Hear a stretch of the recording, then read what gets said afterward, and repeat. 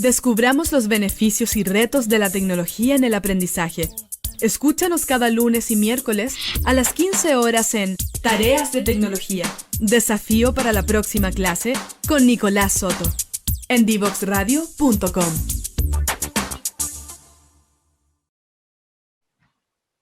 Continuamos acá en Tarea de Tecnología por divoxradio.com conversando con Yarela Gómez, profesora y también constituyente electa en el Distrito 27.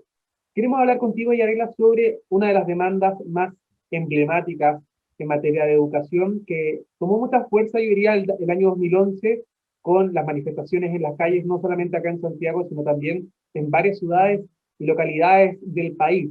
Hablo de esta educación gratuita y de calidad.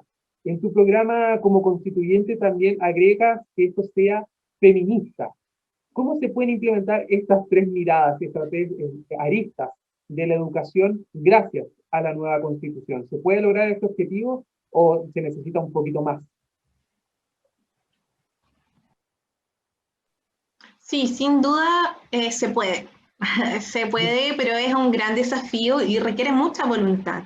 Voluntad en el sentido de, primero, desprejuiciarse respecto de los feminismos, comprender que no se trata de la supremacía de la mujer, sino que de la igualdad de oportunidades, no desde la igualdad entendida de que somos todos iguales, porque somos todos muy diversos, pero en ese sentido hay que entenderlo. La educación feminista lo que viene a plantear es que hay nuevas lógicas relacionales donde además se pretende que no existan estos sesgos creados por géneros ni los estereotipos asociados que a su vez condicionan también, por ejemplo, las profesiones que elegimos las mujeres versus las profesiones que eligen los hombres. Y si ustedes dicen, no, yo elegí libremente, probablemente eligió libremente bajo un paraguas de opciones determinadas. Por eso es que se habla también de que cuando planteamos educación no sexista, también hablamos de, por ejemplo, cuáles son los catálogos de textos, qué es lo que allí se plantea, por qué siempre vemos posiciones o en liderazgos vemos a varones y nos hablan de los grandes autores, pero no mencionan autoras, o no se valida justamente esta mirada. La sociedad está conformada no solamente por varones, y en ese sentido es que tenemos que avanzar a mostrarle a las niñas, a la infancia, a la adolescencia, que hay otras formas, otras visibilizaciones, porque eso también va a propender que a su vez puedan pensar en que pueden optar a hacer lo que quieran ser. Cosa que no sucede hoy en Chile, pero que sí hemos avanzado, es claro. O sea, de hecho, hasta no hace muchos años, yo tengo un hijo de 10 años, recuerdo que en el jardín no le dejaban usar la tijera fucsia, porque la tijera fucsia era de niñas. Y yo decía como, por favor, los colores no tienen género, y si el niño quiere usar la tijera fucsia, que la use, si finalmente eso no va a configurar su identidad, pero sí va a generar ahí un elemento, porque él, a posterior de eso, estamos hablando de un niño que tenía 4 años, me dice, bueno, entonces yo no puedo usar este color porque no me corresponde este color. Entonces vas generando y vas construyendo la identidad. ¿Cómo? ¿Cuál era la justificación que te daban en ese caso? ¿Cuál era la justificación que te entregaban los profesores de por qué tu hijo no voy a utilizar una tijera fucsia? Más allá del tema del género, era porque, no sé, podía generar concepciones distintas en sus compañeros, podía ser, no sé, más violento, no sé. No, solamente el género, que en el fondo el color fucsia era para las niñas y para eso existía la tijera celeste, para que él utilizase la celeste. No había ninguna argumentación tras eso.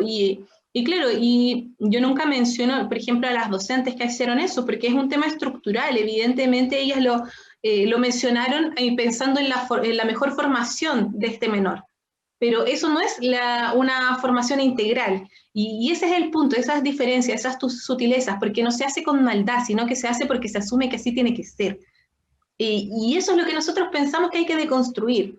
En el fondo, cuando hablamos de educación no sexista, estamos hablando justamente de estas pequeñas cosas que finalmente van construyendo las identidades de las niñas, de los niños, de las niñas, pero que también se van construyendo con ciertos recelos de hasta dónde me puedo mover, qué es lo que puedo hacer.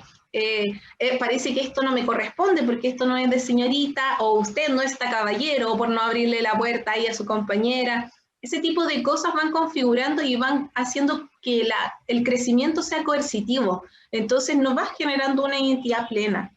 hacia allá nosotros apuntamos que hay que avanzar en la nueva Constitución cuando hablamos de educación no sexista, es decir, claro, no vamos a mencionar todo eso, que eso es súper importante que igual la gente lo sepa, sino que estas son discusiones para que después decidamos si efectivamente va a estar incorporado o no ese concepto. Yarela, y por ejemplo, en ejemplos concretos, porque bueno, tú hablabas del tema de la tijera, también el uso de los delantales y las cotonas, me imagino que hay también un estereotipo o una costumbre que se ha utilizado en muchos jardines y muchos colegios, en los más chiquititos quizás es un poco más representativo, pero a medida que uno crece, también va teniendo la libertad de poder escoger ciertos contenidos, de leer ciertos libros, por ejemplo, ya pensándonos en unos estudiantes más adolescentes o más grandes. ¿Qué medidas para fomentar esto del feminismo educativo se pueden implementar en los colegios y en los liceos, por ejemplo? Mira, hay muchos tips, por decirlo de alguna manera, asociados, como por ejemplo, no hablar en el genérico, ya no decir niños, por ejemplo, o jóvenes, buscar incluir las distintas identidades que se configuran dentro de la sala de clase. Por cierto que también desarrollar las habilidades propias de cada uno y de cada una, siempre explicitando que no tenemos roles asociados a nuestro género.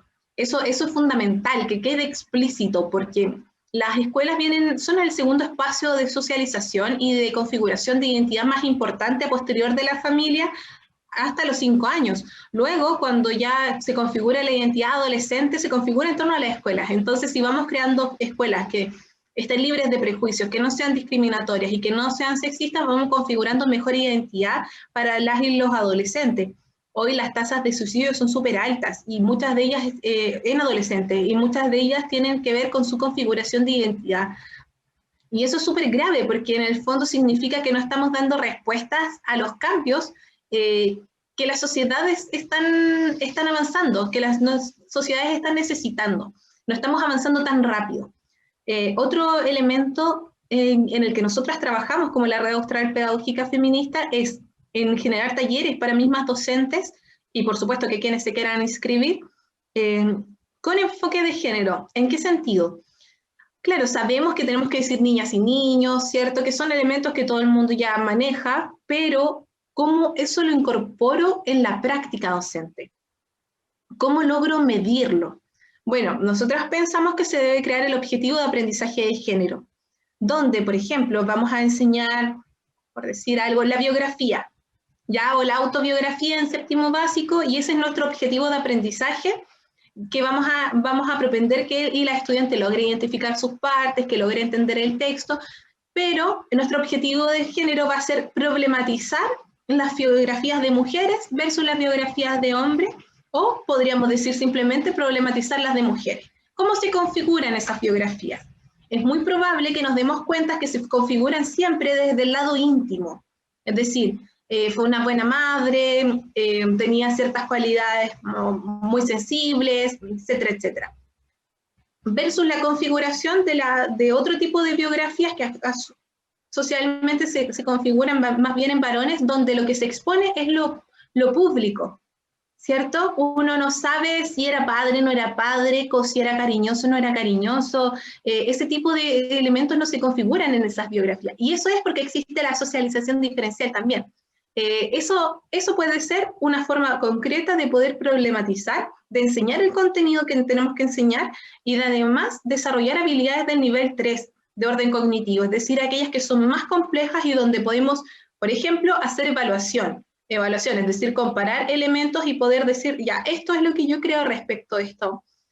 Por eso, en el fondo, nosotros pensamos que la educación no sexista también desarrolla justamente estas habilidades que son, por sobre todas, más descendidas a nivel nacional. Cuando se hacen las mediciones de cómo hemos ido retrocediendo en pandemia, también se hacen bajo un estándar que ya está por debajo de las habilidades que tenemos que alcanzar. Entonces, cuando vemos y hacemos un análisis crítico en perspectiva feminista, lo que estamos haciendo es deconstruir completamente las formas estructurales en las que estamos pensando y podemos justamente desarrollar estas otras habilidades. Yarela, y por ejemplo, se habla mucho de que el feminismo ya se está estableciendo, se está integrando cada vez más a nuestro día a día, pero aún existe un grupo dentro de la sociedad que se resiste a esto. a tu parecer, quiénes son estas personas y si crees que están presentes o no dentro de estas 155 personas que conforman la Convención Constitucional y que va a ser un impedimento para ustedes como profesores, sobre todo, o como con esta mirada más feminista, al momento de instaurar esta mirada en la propia Constitución.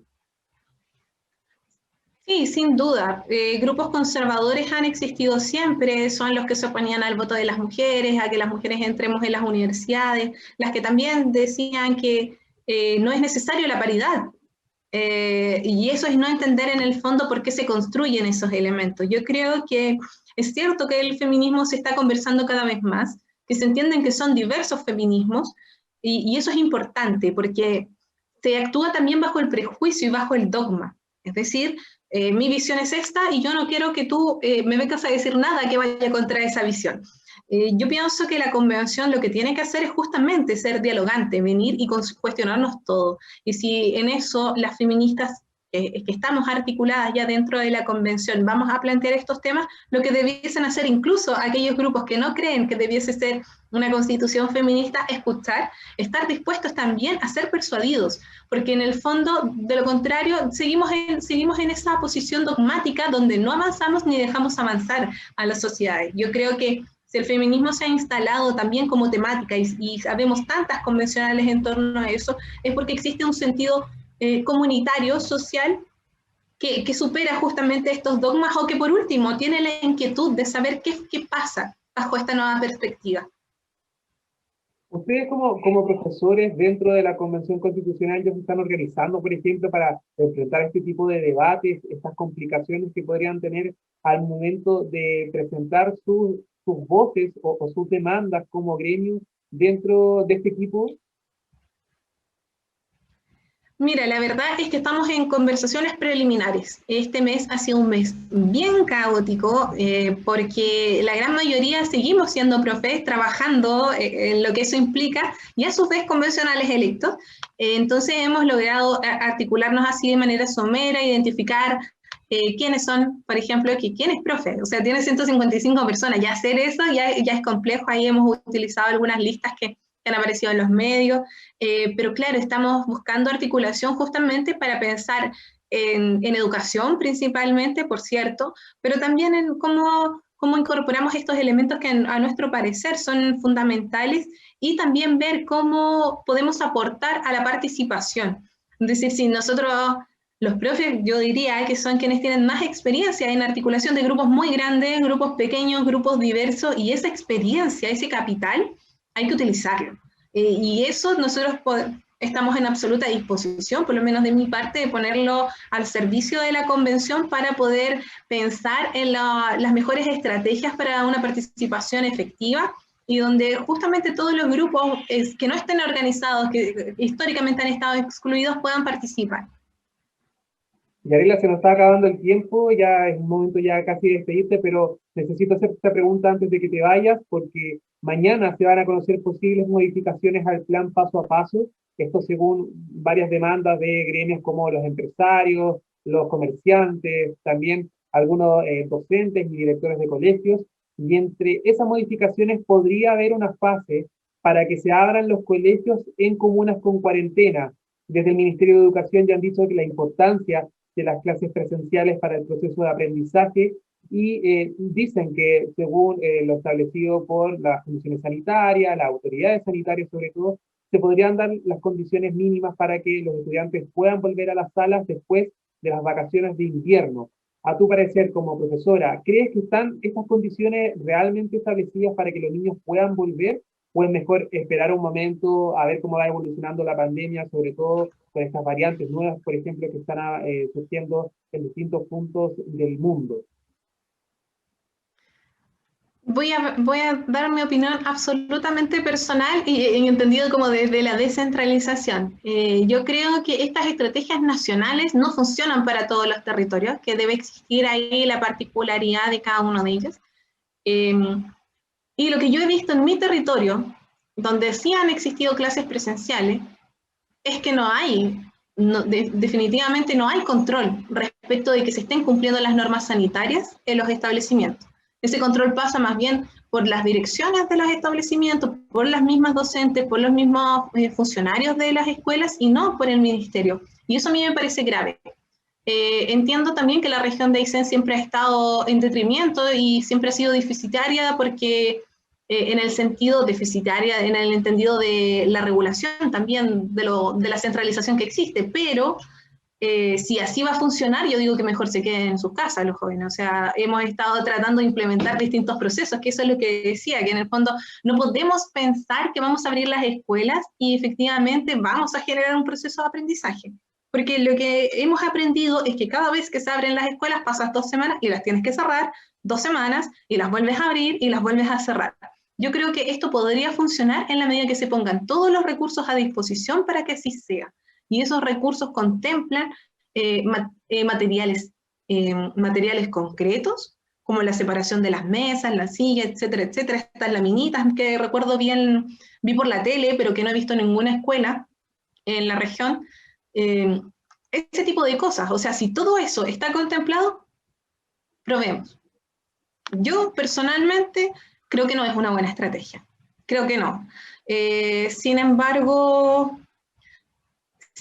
repito, si en el fondo todo eso ya lo analizaron, si ya vieron todos los errores cometidos con anterioridad, que espero que así se estén tomando las decisiones, podría eventualmente hacerse, como lo hacen otros países, que efectivamente se lo toman en serio y que ponen todos los recursos para que las y los estudiantes puedan estar en esos espacios.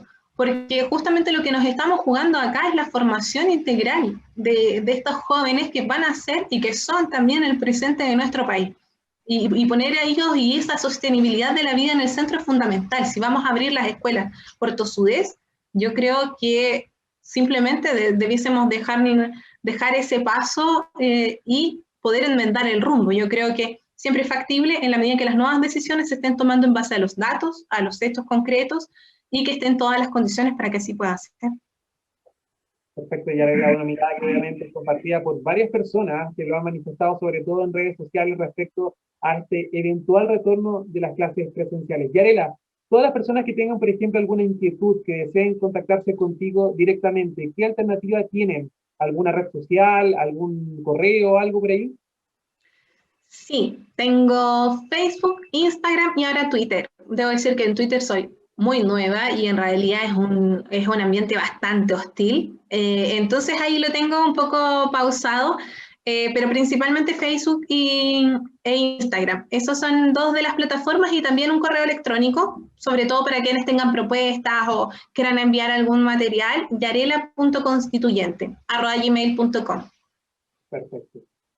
Súper fácil entonces ahí, yarela.constituyente@gmail.com para todas las personas que tengan alguna inquietud, alguna propuesta para entregarle a Yarela y que ella también lo pueda manifestar la Convención Constitucional. Yarela Gómez, profesora y obviamente constituyente electa por el Distrito 27, muchas gracias por estar con nosotros esta tarde acá en Tarea de Tecnología. Cualquier cosa que necesites, cualquier información que quieras compartir, acá la puerta está abierta para que puedas contactarte con nosotros acá en la radio.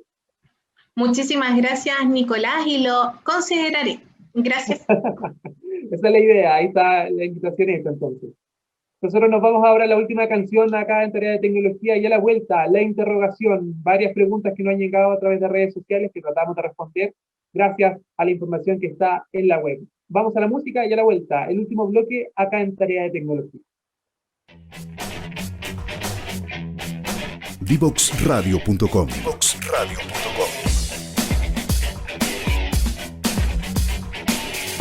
Conversaciones que simplifican lo complejo.